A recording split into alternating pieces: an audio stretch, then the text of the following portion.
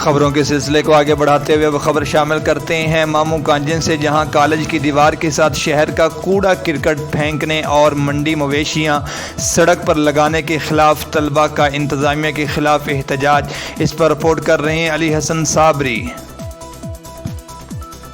जी, मामू Kanchan government boys college के तलबा ने मकामी टाउन कमेटी की तरफ से शहर से इकट्ठा होने वाला कूड़ा करकट कॉलेज की दीवार के साथ फेंकने और कॉलेज रोड पर मंडी मवेशियां लगाने के खिलाफ एहतजाजी मुजाहरा किया।